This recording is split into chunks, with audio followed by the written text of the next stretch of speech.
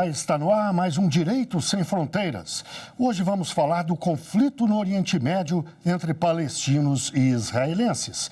Uma nova onda de violência já matou mais de 1.300 pessoas em apenas 2 dias. Aqui vamos discutir as origens das disputas naquela região. Povos árabes e judeus ocupam territórios que se sobrepõem há milênios, com idas e vindas. Depois de sucessivas diásporas, já na década de 1940, os judeus conseguiram apoio de grandes potências para criar o Estado de Israel. E aí começa a fase mais tumultuada e sangrenta desses conflitos. Século XIX. O antissemitismo cresce na Europa e os judeus discutem a criação de um Estado próprio. O movimento sionista, a organização de grupos que defendem o Estado judeu, ganha expressão.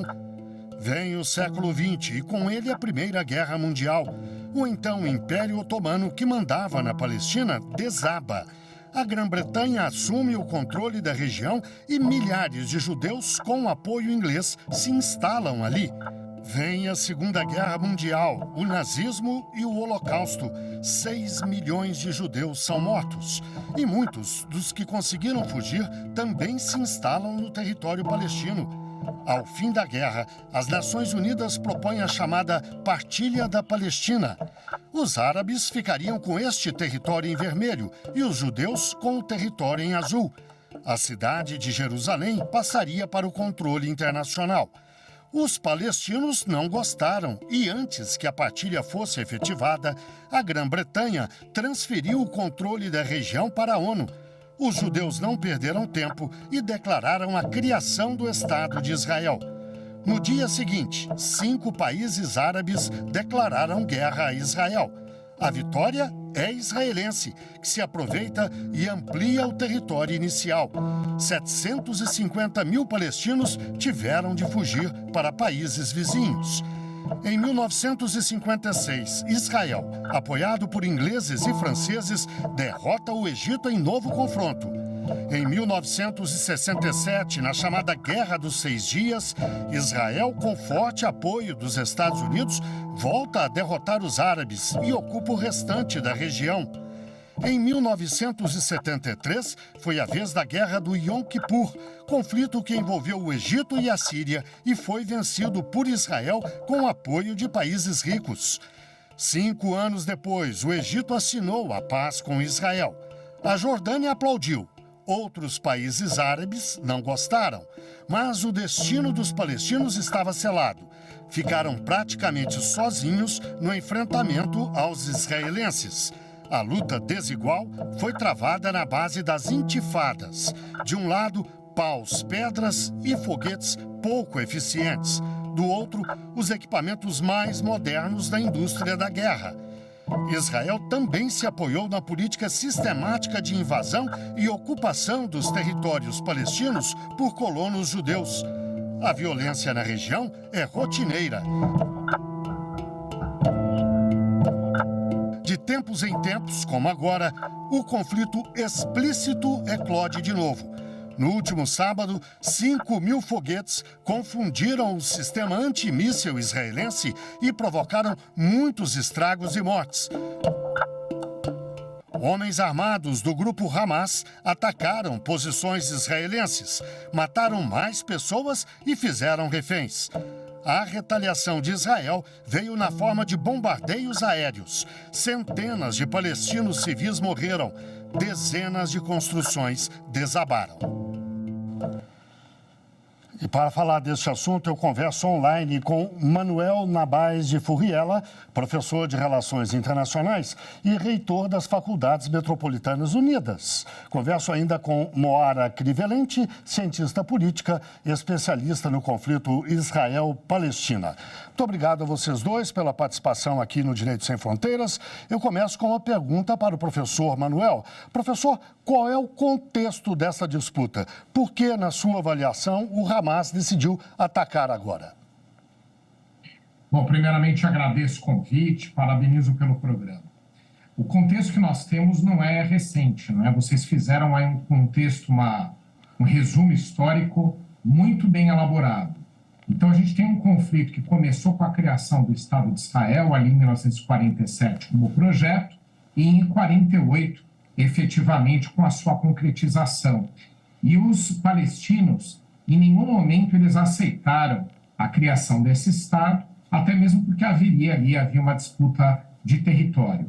Durante esses anos todos, majoritariamente, os grupos que governaram os palestinos, eles eram grupos que a gente poderia considerá-los mais moderados do que o atual Hamas. Mas o que acontece? Os palestinos, entendendo, por uma interpretação deles que depois a gente discute, que não estavam bem representados e não estariam enfrentando propriamente o problema que tem de disputa de território com Israel, acabaram em 2006 elegendo um grupo extremista, que é esse que a gente chama de Hamas.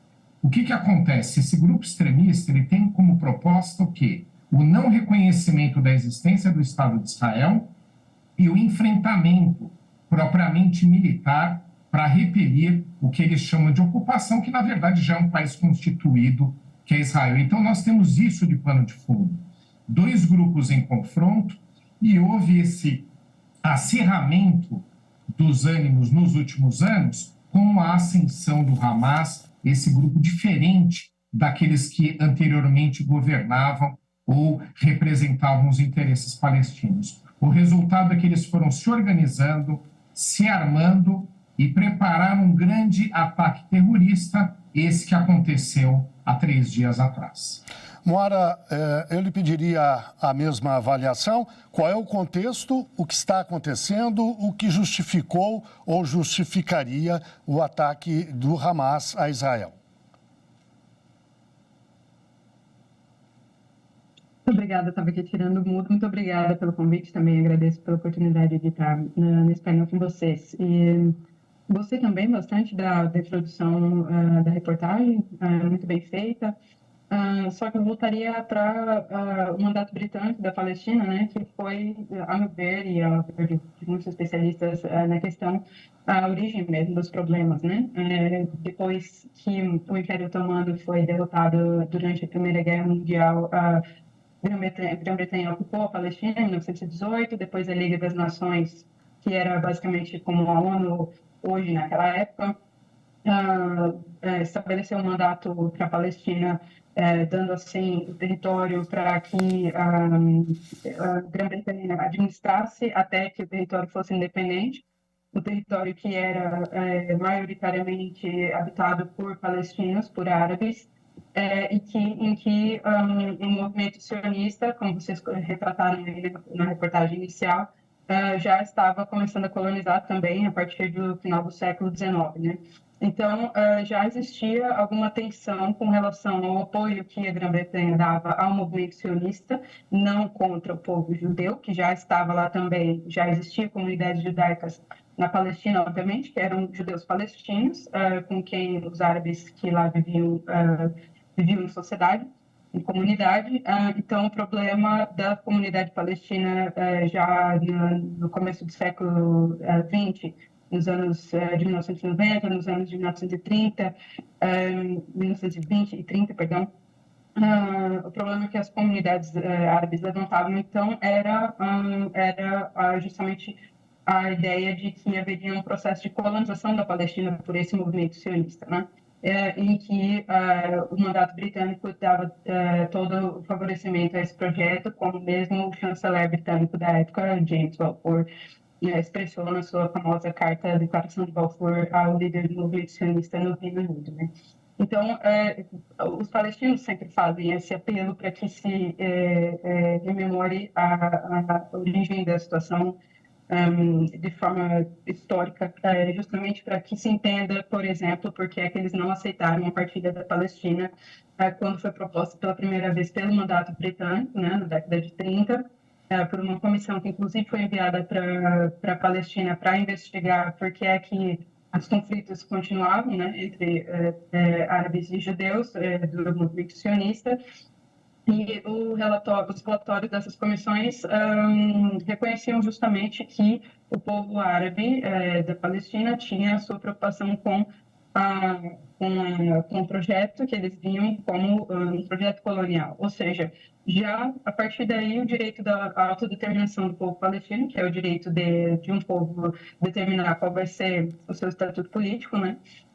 Já era relativizado e negligenciado Certo. nesse processo, né? Agora, o que os palestinos que estão mobilizados nessa ofensiva têm dito é justamente que essa história precisa ser recuperada para que se entenda quais são as razões da sua revolta, né? Que a qualquer momento ia mesmo transbordar. Professor Manuel, ao longo de décadas, desde que começaram as ocupações por Israel de territórios palestinos, para além dos territórios acertados lá na partilha com a ONU, a Assembleia Geral da ONU tem seguidamente condenado essa atitude de Israel. Que peso tem o rompimento de Israel desse acordo de se manter dentro dos seus limites e de colonizar outras áreas nesses acontecimentos? É bem importante a tua pergunta. O que acontece? Quando houve a criação do Estado de Israel, a partir de uma iniciativa da ONU, seguindo propriamente aí a divisão, a partilha, que foi mencionado pela Moara, corretamente mencionado, que é o momento anterior, super importante também, quando houve ali a decisão, foi dividida a região. Então, a ONU ela fez uma divisão que previa em quais territórios ficariam os israelenses, em quais ficariam os palestinos, e que haveria uma internacionalização da cidade de Jerusalém, por conta de representar várias religiões, enfim, você ter várias culturas ali representadas. Então, era aquele o modelo. Israel, naquele momento, aceitou que o formato fosse esse, mas os palestinos não aceitavam porque não concordavam com a partilha, não concordavam dizendo que seus territórios tinham sido ocupados. Mas Israel aceitou. Então, muitos estranham hoje em dia Israel que aceitou aquele formato não concordar em segui-lo. Mas aí há uma explicação, uma justificativa que a gente pode concordar ou não, mas há uma justificativa israelense. Qual é? A de que, como não foi aceito que eles ficassem naquele território, os israelenses, e eles foram atacados, inclusive por estados vizinhos, conforme vocês mencionaram, principalmente em 1967, eles entendem que também, por outro lado, já que não há esse reconhecimento, eles também não têm que seguir aquele modelo. E, na verdade, também tem um outro argumento que eles não assumem. Como eles venceram a guerra de 67 e venceram a de 73, eles se sentiram com força para expandir o território. Esse argumento eles não dizem, mas é uma das verdades.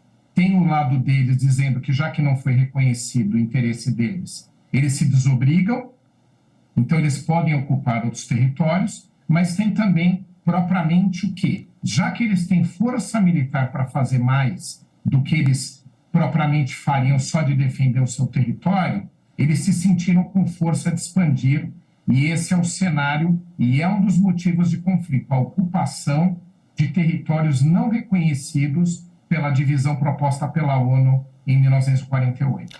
Professora Moara, a ocupação desses territórios é fato consumado?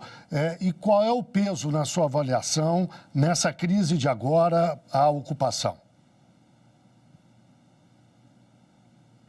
Completo, né? É justamente tudo sobre isso, sobre o regime que Israel impôs e exerce à base de muita violência na Palestina, né? Desde 1948, efetivamente falando, também por causa do regime de governo militar que foi imposto aos palestinos que permaneceram no território que virou território de Israel, né? Foi um regime militar até, se bem me lembro, em 1966, e depois foi transformado em regime civil, só que com diferenças de leis aplicadas a cidadãos israelenses e cidadãos e palestinos com cidadania israelense, que também varia bastante. Por exemplo, os palestinos que vivem em Jerusalém não têm o mesmo estatuto dos palestinos que vivem em outro lugar em território israelense. Eles têm uma permissão de residência que pode ser revogada a qualquer momento por motivos vários.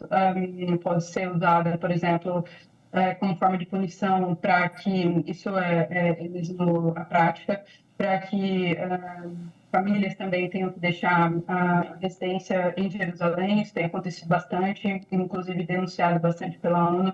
A prática também de demolição das residências, ou seja, foi sempre um estatuto bastante precário de cidadania para os palestinos, que são mais de 20% da população do país Israel hoje. Isso tem tudo a ver com a ocupação em si dos territórios que seriam o Estado da Palestina, que inclusive o Brasil reconhece desde 2010, né? Certo. Tem tudo a ver... Perdão? Eu peço apenas a senhora concluir, ok. Claro, tem tudo a ver justamente porque a tentativa aqui é de mostrar como todas essas todos esses matizes do conflito estão interligados, né? Tanto com a questão de Gaza quanto com a questão do território ocupado na Cisjordânia e também a situação dos palestinos em Israel e nos campos de refugiados na vizinhança, né? Nos países ao entorno. Professor Manuel, nós mostramos na reportagem que Israel teve apoio da França, da Inglaterra, em 2 oportunidades, dos Estados Unidos ao longo de todo esse tempo. E eu lhe pergunto por que essas grandes potências têm tanto interesse em Israel especificamente. No Oriente Médio como um todo, a gente pode até imaginar, o petróleo é uma região geograficamente importante no contexto global, mas Israel especificamente, por quê? Mas eu vou pedir que o senhor responda daqui a pouquinho, logo depois do intervalo. O Direito Sem Fronteiras faz, portanto, uma breve pausa e volta já já.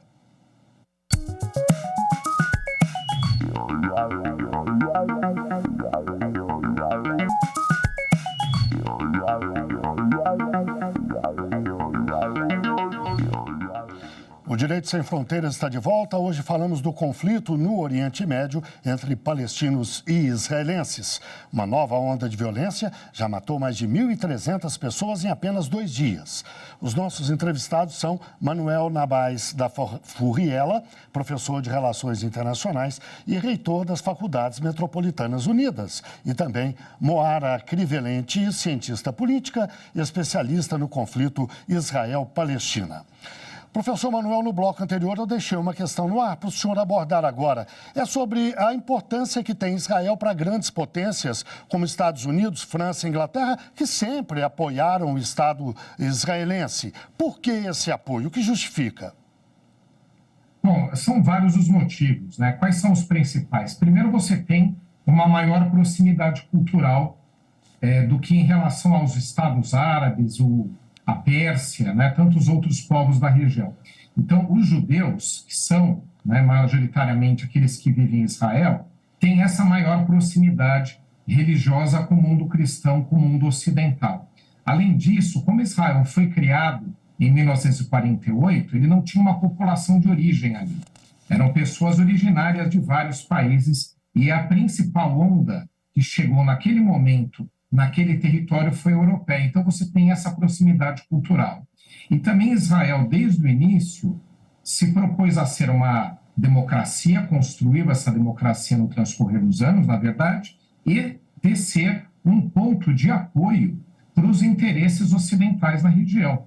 Então, até mesmo bases chegaram a ser localizadas dentro daquele território. Então, esses são os fatores principais para que as potências ocidentais tenham interesse em apoiar Israel, a existência dele, por se identificar como sendo Israel um representante de seus interesses na região.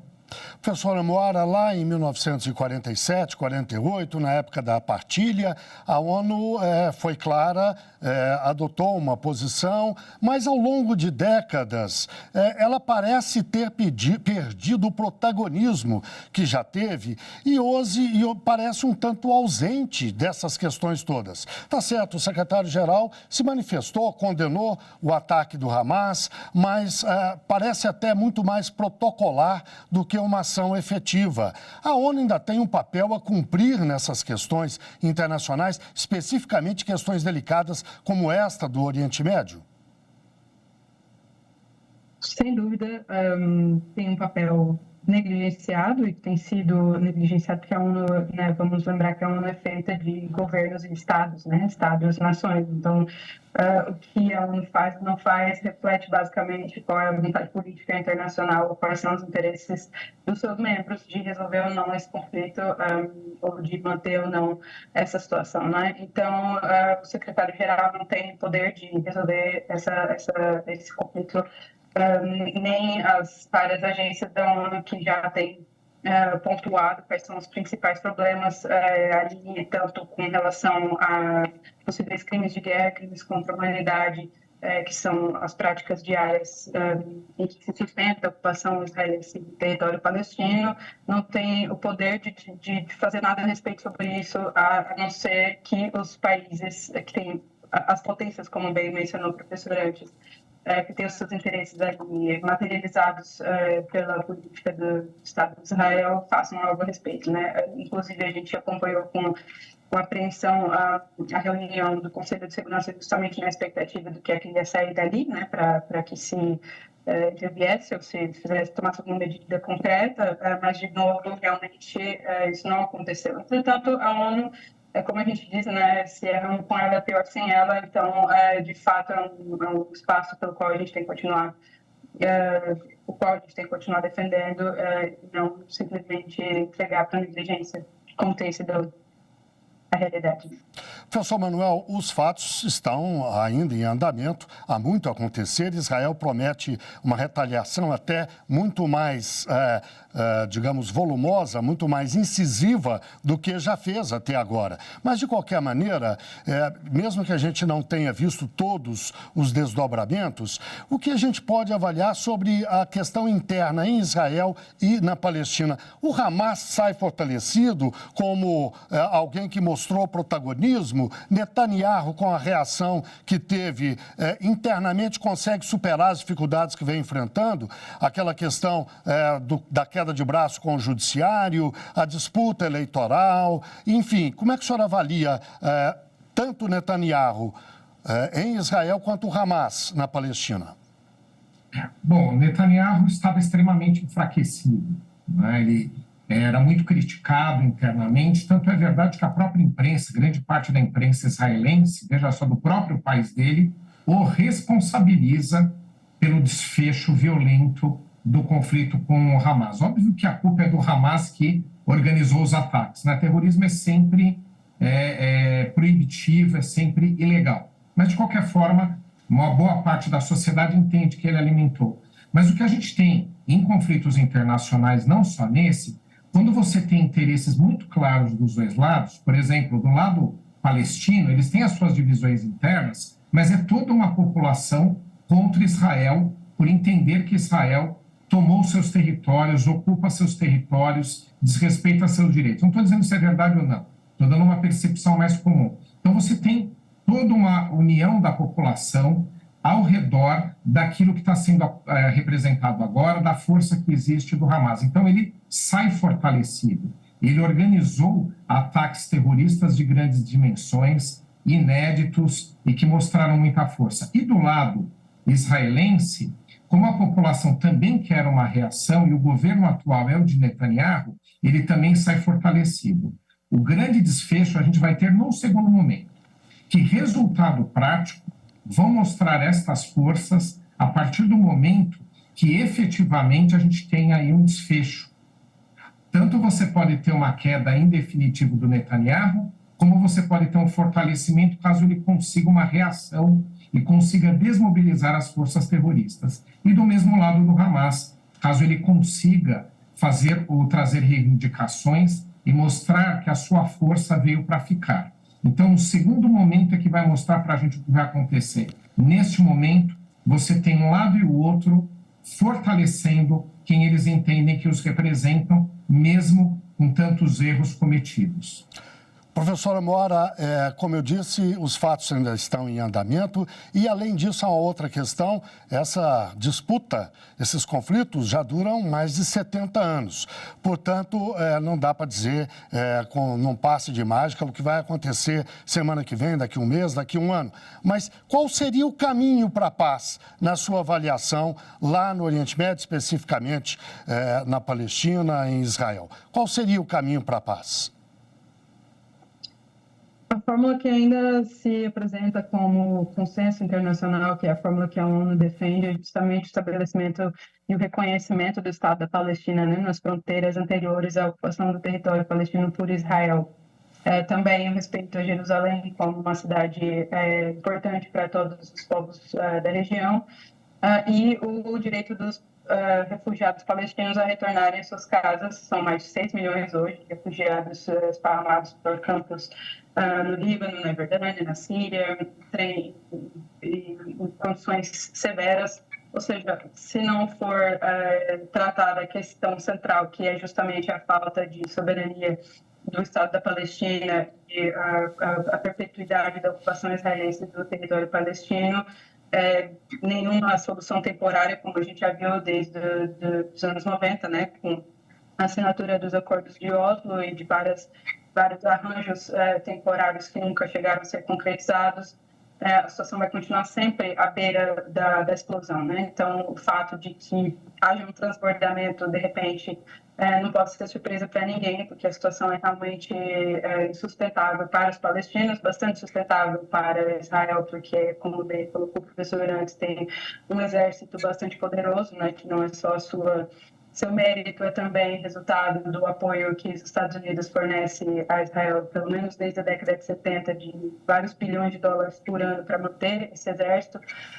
Então, a situação vai ser sempre assimétrica, uma condição completamente desfavorável para o povo palestino, e desde que a ONU não, e os países que compõem a ONU não fizerem ser implementada a resolução que os palestinos aceitaram, no fim das contas, na década de 90, de estabelecimento de 2 estados,